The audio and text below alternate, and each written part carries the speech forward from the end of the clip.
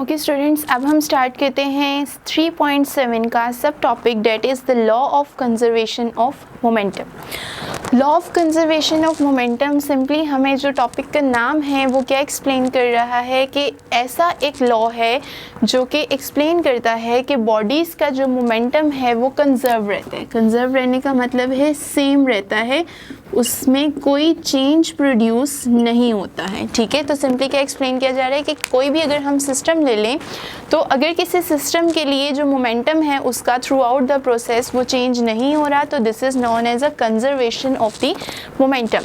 Conservation of momentum को study करने से पहले हमें एक सिस्टम का पता होना चाहिए, that is simply known as the isolated system. कि आइसोलेटेड सिस्टम क्या होता है? आइसोलेटेड सिस्टम बेसिकली एक ऐसा सिस्टम होता है जिसके अंदर बॉडी पे अप्लाई की जाने वाली फोर्सेस जो हैं वो ज़ीरो होती हैं, या आप ये कह सकते हैं no external force applied on body, कि बॉडी पे कोई एक्सटर्नल फोर्स अप्लाई नहीं की जा रही होती, तो ऐसा सिस्टम होता है सिंपली आइसोलेटेड सिस्टम। एग्जांपल ले लेते हैं कि हमने एक ग्लास वेसल्स कंसिडर कर ली। इस ग्लास वेसल के अंदर सिंपली हमने क्या किया हुआ है, गैस भरी हुई है। ठीक है, गैस है इसमें, और इस ग्लास वेसल को ऊपर से हमने एक पिस्टन के थ्रू टाइट करके जो है वो बंद कर दिया। अब इसका मतलब क्या है कि गैस है अंदर, तो गैस मॉलिक्यूल्स यहाँ पे एटम्स और मॉलिक्यूल जो है वो सिंपली मौजूद हैं। अब ये जो सिस्टम मैंने यहाँ पे ड्रॉ किया है ये एक आइसोलेटेड सिस्टम है। पिस्टन बंद करने से क्या हुआ कि इस ग्लास वेसल पे बाहर से कोई एक्सटर्नल फोर्स एक्सर्ट नहीं कर रही है, तो ऐसा सिस्टम हमारे पास आइसोलेटेड सिस्टम कहलाता है। लेकिन एक चीज़ है कि इस सिस्टम के अंदर जितने भी मॉलिक्यूल्स हैं, हमें पता है कि गैस मॉलिक्यूल जो हैं वो रैंडमली मूव करते हैं। रैंडमली मूव करने की वजह से ये तमाम गैस मॉलिक्यूल्स एक दूसरे पे तो फोर्सेस लगा रहे होते हैं इंटरनली, लेकिन इनके ऊपर एक्सटर्नली कोई फोर्स नहीं एक्सर्ट की जा रही होती, बिकॉज हमारे इस ग्लास वेसल का पिस्टन हमने टाइटली बंद किया हुआ है। तो ऐसा सिस्टम जिस पे बाहर से कोई फोर्स ना लग रही हो वो सिंपली आइसोलेटेड सिस्टम कहलाता है। और किसी भी आइसोलेटेड सिस्टम के लिए कंडीशन ये होती है कि उसका नेट मोमेंटम सेम होता है, यानी बॉडी का जो टोटल मोमेंटम होगा वो हमेशा क्या रहेगा, सेम रहेगा, उसके मोमेंटम में चेंज प्रोड्यूस नहीं होगा। तो इसको स्टडी करते हैं, तो हम यहाँ पे एक आइसोलेटेड सिस्टम कंसिडर कर लेते हैं मज़ीद।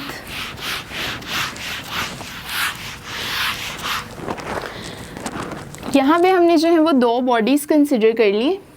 ठीक है, अब दोनों जो बॉडीज़ हैं इसको हमने मास 1 कह दिया और इसको मास 2 कह दिया। दो बॉल्स हैं, ये भी बॉल है और ये भी बॉल है, और इनकी कंडीशन क्या है कि ये नॉन रोटेटिंग बॉल्स हैं, यानी अपने एक्सिस के राउंड अबाउट घूम नहीं सकते। ये सिंपली जो है वो या तो फॉरवर्ड जा सकते हैं या फिर बैकवर्ड जा सकते हैं, और दोनों सेम लेवल के ऊपर पड़े हुए हैं, यानी इनका जो सेंटर्स हैं वो भी एक दूसरे से आके एक ही पॉइंट के ऊपर मीट कर रहे हैं, यानी दोनों का जो बैलेंसिंग पॉइंट है वो क्या है, सेम है।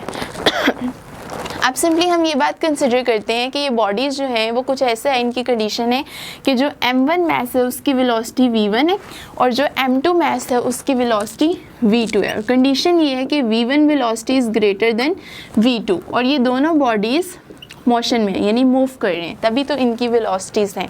अब अगर v1 की वेलोसिटी ज़्यादा है v2 से, तो मूव करते करते एक टाइम ऐसा आएगा कि v1 की वेलोसिटी ज़्यादा होने की वजह से ये जाके आपकी जो m2 मास है उसके साथ कोलाइड कर लेगा। ठीक है, सिंपली हमने क्या कहा कि v1 वेलोसिटी v2 से बहुत ज़्यादा है, जिसकी वजह से इनकी मूवमेंट के दौरान एक टाइम ऐसा आएगा कि मास 1 बड़ी तेज़ी से m2 के साथ जाके कोलाइड कर लेगा, यानी ये दोनों आपस में इस तरह से टकरा जाएंगे, और ये सिचुएशन जो है वो नेक्स्ट होगी m1 और m2 की।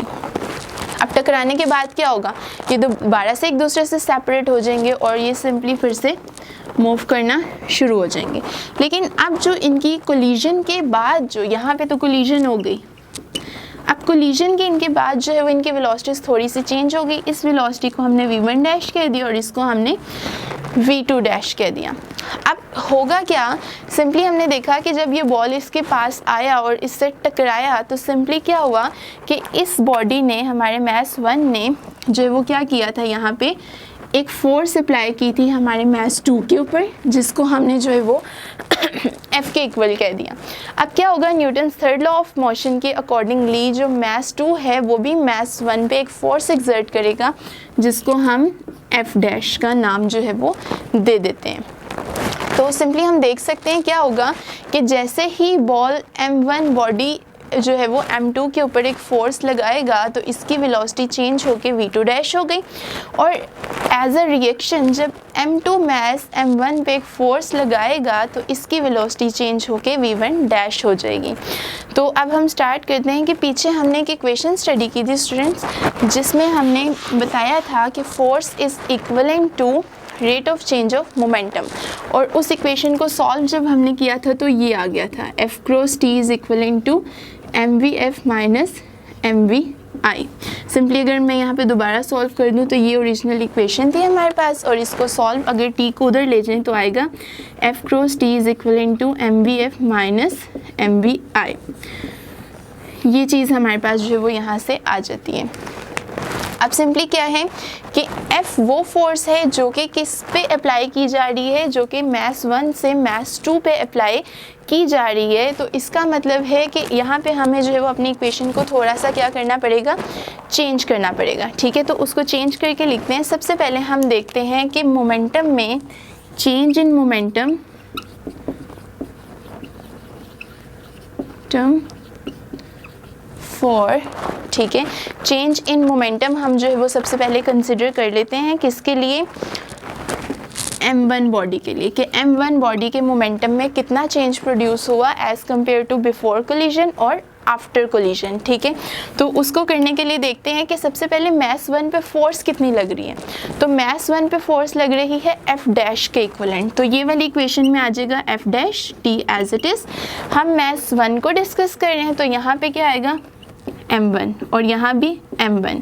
अब वेलोसिटीज़ की अगर बात करें तो फाइनल वेलोसिटी क्या थी, V1 डैश आफ्टर कोलिजन, इसको लिख लिया, और इनिशियल वेलोसिटी क्या थी इसकी, V1, इसको लिख लिया। एक इक्वेशन आ गई हमारे पास ये, इसको हम इक्वेशन 1 का नाम दे देते हैं। अब अगर हम बात करें वो फोर्स जो कि मास 2 के ऊपर अप्लाई की गई थी, उसकी वजह से प्रोड्यूस होने वाले चेंज इन मोमेंटम मास 2 के लिए क्या था, तो उसको देखते हैं, change in momentum for M2 के लिए, तो वो क्या थी, F फोर्स थी into T as it is, M2 है अब यहाँ पे। अब M2 की जो फाइनल वेलोसिटी है वो V2 डैश है, और इनिशियल वेलोसिटी इसकी V2 थी, तो हमने इस तरह से लिख दिया। ये हमारी इक्वेशन 2 आ गई। अब हम सिंपली क्या करते हैं, हम इन दोनों इक्वेशंस को ऐड कर देते हैं और देखते हैं कि उससे क्या रिजल्ट आता है।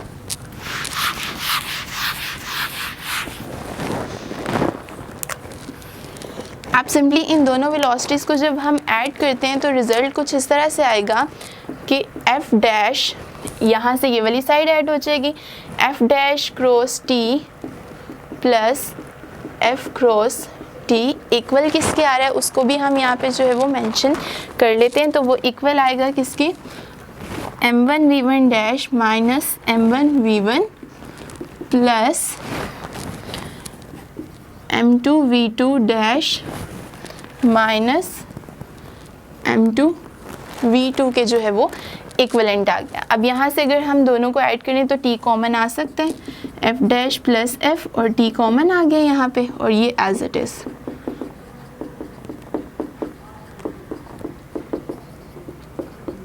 ये चीज़, अब हमने कहा था कि दोनों बॉडीज़ के ऊपर जो है ये फोर्सेस जो एक्सर्ट कर रही थी, हमने देखा था वो दोनों एक दूसरे के बिल्कुल ऑपोजिट इन डायरेक्शन थी। अगर ये ऑपोजिट इन डायरेक्शन थी तो इसका मतलब है हम इसको यूँ लिख सकते हैं, ठीक है, कि जो F डैश फोर्स है वो इक्वल है मैग्नीट्यूड में F फोर्स के, लेकिन ऑपोजिट इन डायरेक्शन है। ये चीज़ आ जाएगी। अब नेक्स्ट स्टेप हम इसको फिर से यूँ ही लिख लेते हैं।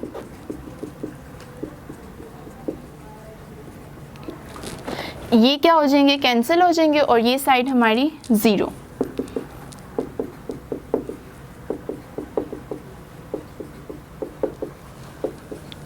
अब हम सिंपली क्या करते हैं कि हम अपनी जो है वो वेलोसिटीज़ यानी मैसेस की वो वेलोसिटीज़ जो कि बिफोर कोलिजन थी उनको हम लेफ़्ट हैंड साइड पे ले आते हैं। यानी ये बिफोर कोलिजन थी और ये बिफोर कोलिजन थी, तो इनको जब हम लेफ़्ट हैंड साइड पे लेकर आएंगे तो ये दोनों वैल्यूज़ माइनस में है, तो इधर आते ही ये पॉजिटिव हो जाएंगी।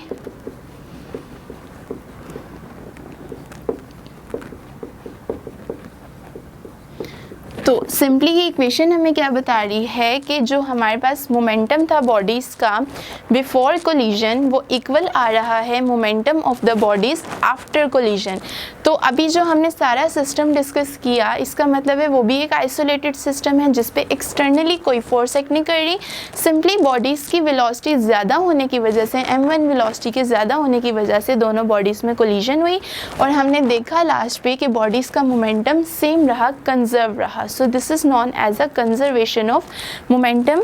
और इसकी स्टेटमेंट क्या है? The total linear momentum of an isolated system always remains conserve, same रहता है हमारा मोमेंटम, उसमें चेंज प्रोड्यूस नहीं होता। तो ये था law of conservation of momentum.